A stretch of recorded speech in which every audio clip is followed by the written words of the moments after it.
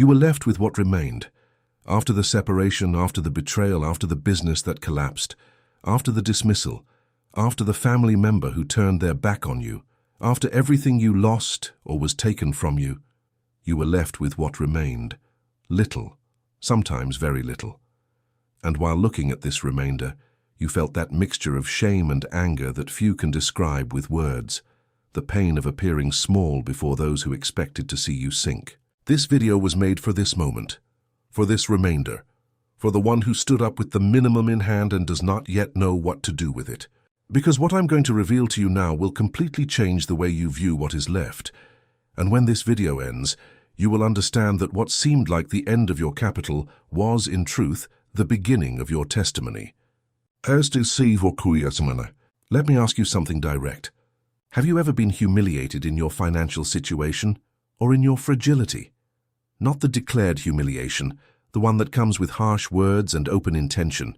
I am talking about the silent humiliation, the one that comes in the look of the one you loved when they realized you were left behind, the one that comes in the conversation that stops when you enter the room, the one that comes in the unspoken but clearly felt comparison, the one that comes from the ex-partner who moved on and flaunts, from the brother who prospered and barely looks at you, from the boss who dismissed you with the coldness of one who discards what no longer serves, from the creditor who treated you as a number, from the friend who vanishes when the money vanishes. This specific humiliation has a different flavor from all other pains, because it does not only attack what you have, it attacks who you are. It says, without words, that your value is measured by what you possess. And when what you possess is at its minimum, the judgment also minimizes you as a person. And you feel this. In the silence of the end of the day, in the hour when you compare what you have with what you could have, in the moment when you think of the people who doubted you and imagine what they would say if they saw your current situation. This feeling exists. It is real. And it has a name. It is the pain of one who feels they were left with the remainder while others took the best. But there is something you do not know yet about this remainder. And when you know, nothing will be the same. The most famous name in divine mathematics is not in economics books. It is on a shore of the Sea of Galilee, on an afternoon when a crowd of more than 5,000 people was hungry, and the only resource available was 5 loaves and 2 fish. In the hands of any human calculator, this resource was insufficient. It was embarrassing. It was, literally, the remainder. But in the hands that performed the divine calculation, that remainder fed everyone, and 12 baskets were left over. This is the pattern. It is not an exception. It is the pattern of how heaven operates when it acts upon what seems insufficient in human hands. The widow of Zarephath had only a handful of flour and a little oil, enough for one last meal before dying of hunger with her son. This was the remainder that was left after the drought devoured everything, and it was exactly this remainder that the prophet Elijah asked for. And it was exactly upon this remainder that the miracle operated. The jar of flour was not exhausted. The oil did not run out. For more than 2 years, the widow of 2 Kings 4 owed so much that the creditors were about to take her sons as slaves. Her only resource was a small jar of oil. Once again, the remainder. And when the prophet Elisha operated the divine calculation upon that jar, it filled pot after pot after pot, until there were no more vessels. And with the money from the sale, she paid the debts and lived on what remained. The pattern is consistent throughout the scripture. God does not start with the abundant. He starts with the remainder. Because the remainder is what eliminates the human possibility of attributing the result to one's own effort. When you start from the minimum and reach the maximum, there is no doubt where the multiplication came from. But why does God wait for you to reach the remainder? Why does the divine calculation not operate before? Why does it not arrive when there was still abundance, when there was still margin, when there was still fat to endure? This is an honest question, and it deserves an honest answer. There are 4 reasons why the divine calculation operates specifically upon the remainder, and understanding them will transform your relationship with the process you are living now. The first reason is that the remainder eliminates doubt about the origin of the multiplication.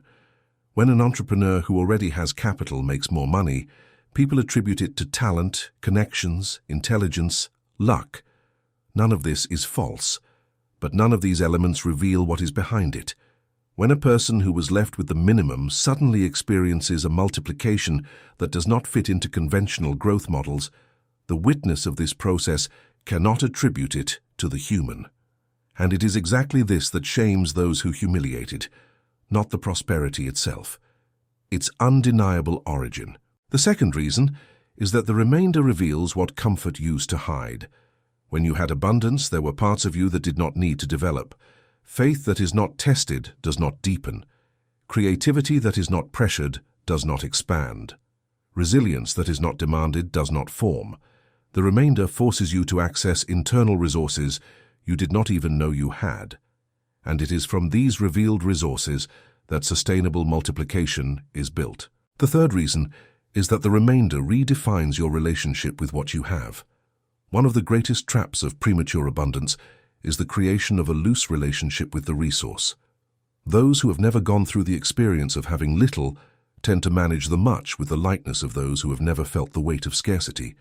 The remainder teaches you value, and those who know the value of what they have care for what they receive with an attention and a wisdom that no finance course can teach. The fourth reason is that the remainder positions you as a testimony for others, because what God is preparing is not just your prosperity, it is your story.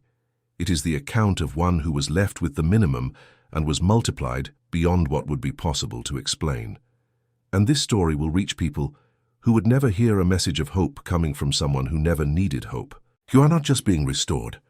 You are being prepared to be living proof that restoration exists. And here science enters in a way that will surprise you.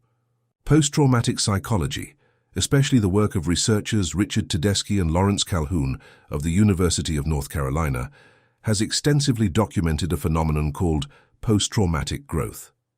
Contrary to what might be expected, research shows that people who have gone through significant losses, especially losses that reach the limit of the bearable, frequently emerge from these experiences with capabilities that did not exist before. Capabilities that include expanded perception of life possibilities, deeper personal relationships, increased sense of personal strength, greater appreciation for life in general, and accelerated spiritual development. In other words, scientific research confirms that going to the limit does not merely not destroy human potential. It can, under certain conditions, amplify it in unprecedented ways. What are these conditions? The researchers identified 3 central variables: the presence of a narrative of meaning for the experience, the support of a community or a faith, and the willingness to use the experience as a platform for growth instead of as proof of failure. You have all 3. The narrative of meaning is being built now as you understand that the remainder is not the end. The community of faith is represented in every person who is watching this video along with you, and the willingness is demonstrated by the simple fact that you have made it this far. Science, in other words, is confirming what spirituality has taught for millennia. What you survived did not diminish you, it prepared you. And there is more. The mathematics of compound growth, which is one of the fundamental principles of economics and finance, demonstrates that the starting point is much less important than the constancy and direction of growth.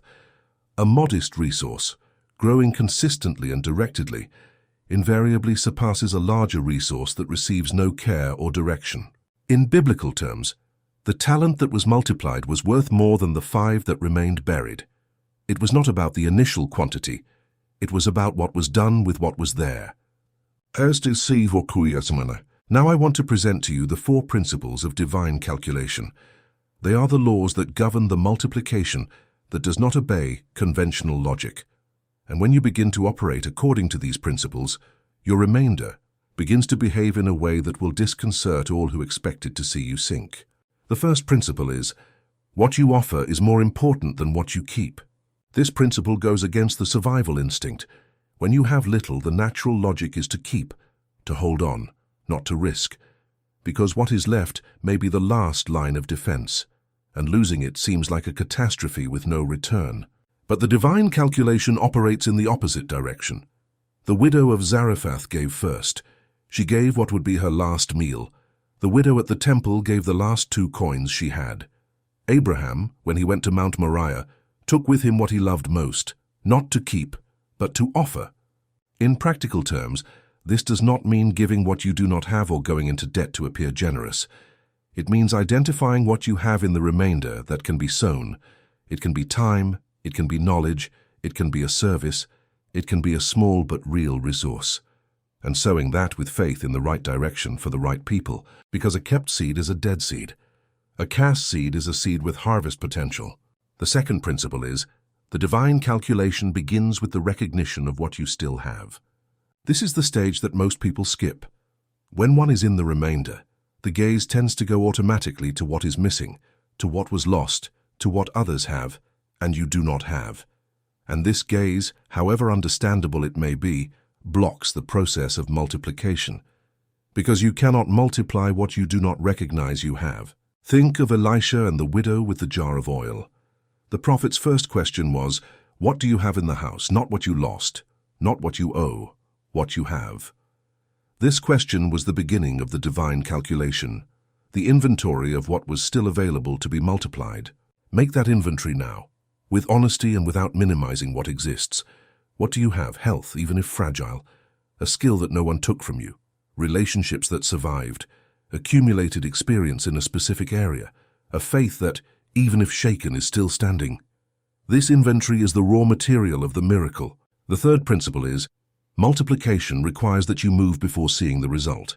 This is the most challenging principle, because the human instinct waits to see before acting. It waits for proof before moving. It waits for a guarantee before investing. But the divine calculation requires movement first. The priests with the ark entered the Jordan before the waters opened. Peter stepped out of the boat before feeling the ground. Elisha's widow began to fill the pots before knowing how many would be filled. In practical terms, start before you are ready. Offer the service before having the perfect portfolio. Open the business before having all the idealized capital.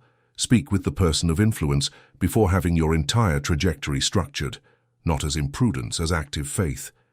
Because the divine calculation can only reveal itself to those who are already in motion. The fourth principle is, multiplication has witnesses, and they are exactly those whom heaven has chosen. It is not by chance that the people who humiliated you will witness your turnaround. This is not a revenge of fate. It is part of the project, because your story of multiplication from the remainder has the power of transformation, not only over your life, but over the life of those who saw your minimum up close. When Joseph, who was sold by his brothers as a slave, became the second most powerful man in Egypt, the brothers who sold him came to him to ask for food during the famine. They came bowed before what they had despised. This was no accident. It was the fulfillment of a dream that Joseph himself had received years before, and that seemed impossible at the bottom of that pit. The pit is part of the project. The prison is part of the project. The remainder is part of the project, and whoever put you in the pit will be the witness of your exaltation, not so that you may boast, but so that the work of God may be undeniable before those who doubted most. Let me tell you about Silvana. 48 years old, from Recife, married for 22 years to a man who, upon asking for divorce, took the business they had both built together, claiming that his part was larger because he was the one who really worked. She was left with the small house, an overdue condo debt, and an old sewing machine she had inherited from her mother.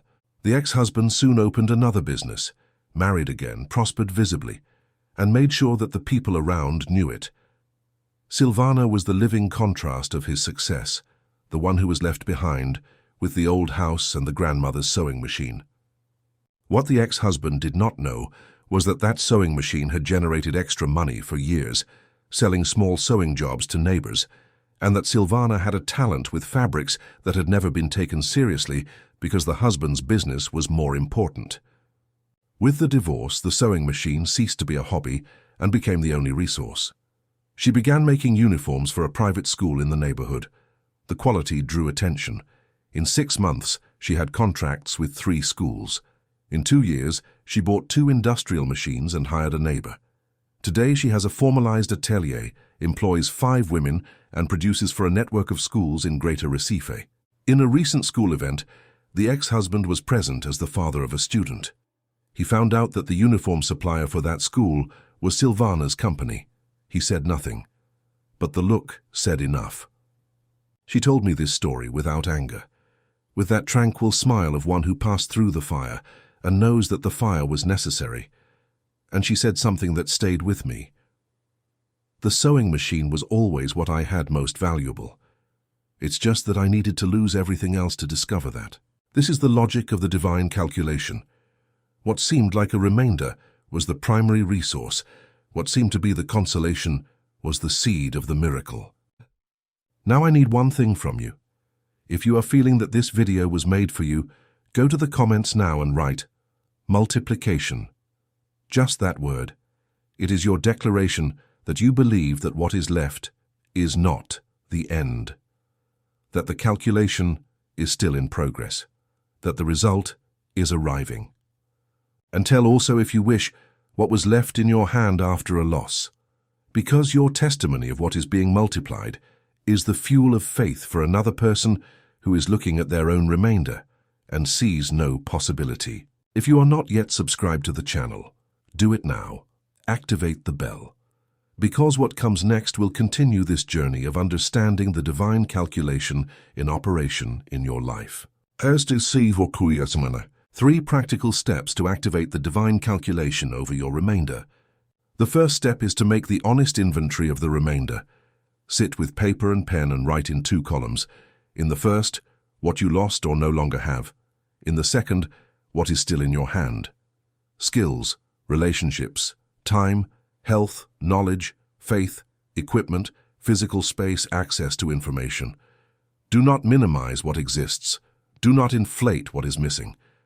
When you finish the 2 columns, cover with your hand the column of what is missing. Look only at the one of what you have and ask, what could I do with this if I believed it was enough to start? This question is the beginning of the calculation, not the end, the beginning. The second step is to identify the seed in the remainder. Within what you have, there is an element that has a differentiated potential for multiplication. Not all resources multiply in the same way. The widow had many empty pots, but it was the oil that multiplied. You need to identify your oil. Your oil may be a specific skill that you underestimate because it always seemed too natural for you to be valuable. It may be knowledge acquired through pain, about health, about financial recovery, about emotional survival, that other people would pay to have access to. It may be a small but real resource that, used with strategy, can generate a disproportionate return. Find your oil and protect it, and start using it with intention. The third step is to give the first movement of faith. A concrete step in the direction of what you want to see multiplied, not the entire plan, not the giant leap that seems impossible. A real step, an action you can do this week. That is within your current possibilities, but that represents movement toward what the divine calculation is preparing. Offer the service, send the message, open the registration, make the quote, research the market, enroll in the course, talk to someone who can open a door. One step, this week, because the divine calculation reveals itself to those who are already in motion. Before closing, I want to leave you with an image that I hope you carry with you far beyond this video. Think of the 5 loaves and the 2 fish. In the moment they were placed in the hands that would perform the divine calculation. In that moment, looking from the outside, it was impossible not to laugh. 5,000 people, 7 items, a desert. The embarrassment must have been real. The insufficiency was mathematically obvious. But what changed everything was not the quantity of what was there. It was in the hands in which that remainder was placed. What remains in your hand today, whether it is little or the minimum, needs to be placed in the right hands, not the hands of those who will manage better, who have more experience, or who have more connections. The hands of the one who created the mathematics of the universe and who operates according to a calculation that human arithmetic cannot reproduce. This happens when you pray, when you surrender, when you say with words or with tears or with the simple act of mentally kneeling before what is greater than you, it is all I have, but I am placing it in your hands. Multiply you what I can no longer. This act of surrender is not defeat. It is the most strategic act a human being can perform, because it is in this moment of surrender that the divine calculation takes control. And then what has always happened throughout all history, whenever a remainder was placed in the right hands, happens. The multiplication begins. Silent at first, almost invisible in the beginning, but real, and growing, and irreversible. And when the result is visible to all, when your story of multiplication is undeniable, when those who humiliated you are before what God did with what was left in your hand, you will not feel anger. You will feel gratitude, because you will understand that the humiliation was what made you reach the point of surrender, and the surrender was what activated the calculation. God will multiply what remained for you, not so that you may boast, so that no one can deny the origin of the multiplication, and so that your story may be the argument of faith that another person needed to not give up on their own remainder. Until next time,